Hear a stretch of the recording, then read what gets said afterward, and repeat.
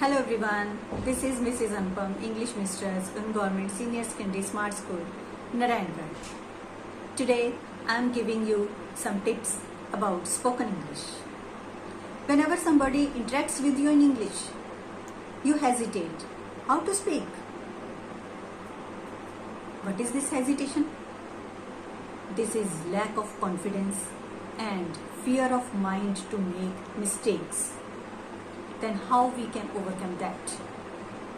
I'm giving you some solution. Remember some things.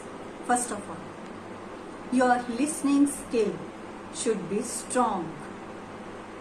जिन्नी थोड़ी listening skill बढ़िया होएगी, थोड़ी speaking भी उन्नी ही अच्छी होगी.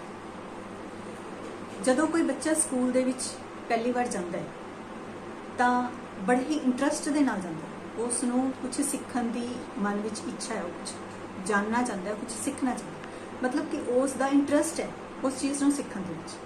इसलिए तुसी पहला अपना इंटरस्ट बनाओ लैंग्वेज में सीखने.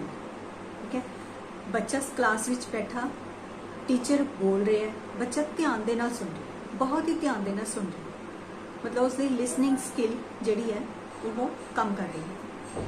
फिर वो टीचर की लिप मूवमेंट को ऑब्जर्व कर, ਜਦੋਂ टीचर बोल रहा है बच्चा खुद कोशिश कर रहा है अपने भी लिप मूवमेंट उस तरह करना है. इस तरह प्रोनाउंसिएशन इंप्रूव होगी.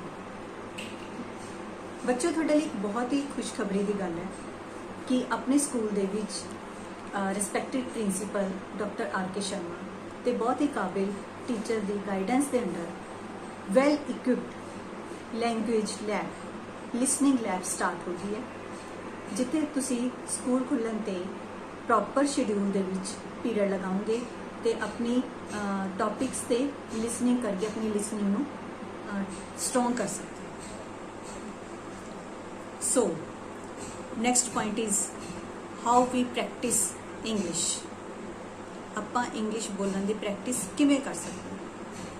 इस दे लई सब तो वधिया तरीका है make a diary. Write some topics in it about yourself, your friends or any incidents. बहुत लंबा टॉपिक लिखने की ज़रूरत नहीं है, 4-5 लाइना डेली किसी भी टॉपिक पे लिखो. Then sit in front of mirror and speak out. Mirror दे अगे बैठ के जो तुसी लिखिया उसनू रीड करो तो रीड करते हुए अपना फेस मिरर च देखो, अपनी लिप मूवमेंट नू देखो, अपने एक्सप्रैशनस नू देखो. इस दे नाल थोड़ा कॉन्फिडेंस बढ़ेगा. नैक्सट पॉइंट देखो, बच्चों इंटरस्ट हो गया, अपनी कोशिश भी जारी है, तो एक चीज़ होर बहुत जरूरी है वास्ट वोकैबुलरी.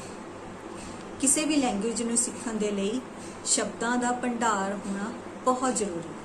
जिन्नी थोड़े को वोकैबुलरी होएगी उन्नी ही थोड़ी स्पीकिंग अच्छी होगी. तुसी सिंपल वर्ड यूज़ करते हो, जिवें this baby is very cute, this baby is very pretty.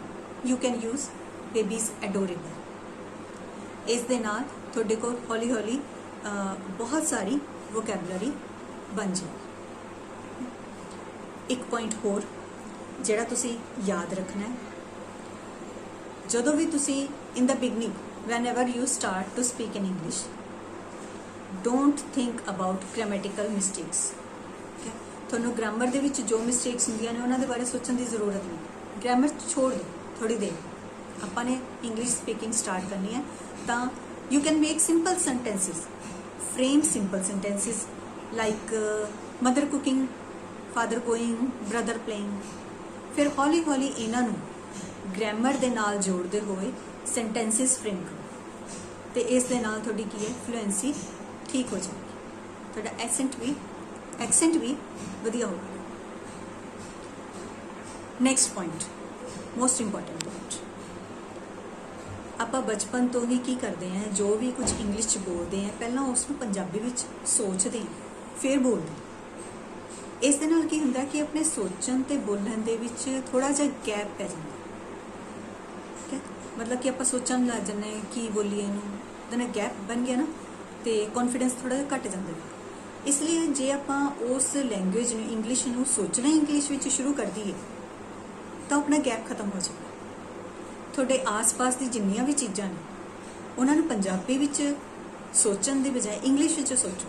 Table, chair, bench, school ਜਾਂਦੇ ਹੋ, black board, teacher, playground, like this. ਜਦੋਂ ਤੁਸੀਂ ਇਹ ਵਰਡਸ ਨੂੰ ਆਪਣੇ ਮਾਈਂਡ ਵਿੱਚ ਫੀਡ ਕਰ ਲਓਗੇ ਤਾਂ ਇਹ ਆਪਣੇ ਆਪ ਹੀ ਤੁਹਾਡੇ ਮੂੰਹ ਦੇ ਵਿੱਚੋਂ ਇੰਗਲਿਸ਼ ਵਰਡਸ ਨਿਕਲਣੇ ਸ਼ੁਰੂ ਹੋ ਜਾਣਗੇ। ਹੌਲੀ ਹੌਲੀ ਇਹ ਵਰਡਸ ਤੋਂ ਸੈਂਟੈਂਸਿਸ ਫਰੇਮ ਹੋਣੇ ਸ਼ੁਰੂ ਹੋ ਜਾਣਗੇ ਤੇ ਇਸ ਤਰ੍ਹਾਂ ਬੱਚਿਓ ਤੁਹਾਡੀ ਜਿਹੜੀ ਸਪੀਕਿੰਗ ਹੈ ਇਹ ਬਹੁਤ ਵਧੀਆ ਬਣ ਜਾਏਗੀ। You can speak English with fluency. Remember 3 things in your mind. 3 ਚੀਜ਼ਾਂ ਨੂੰ ਬਿਲਕੁਲ ਦਿਮਾਗ ਵਿੱਚ ਰੱਖਣਾ ਹੈ, ਠੀਕ ਹੈ। ਸਭ ਤੋਂ ਪਹਿਲੀ ਗੱਲ, interest in English. Second, efforts for it. Third is apply it in your daily life.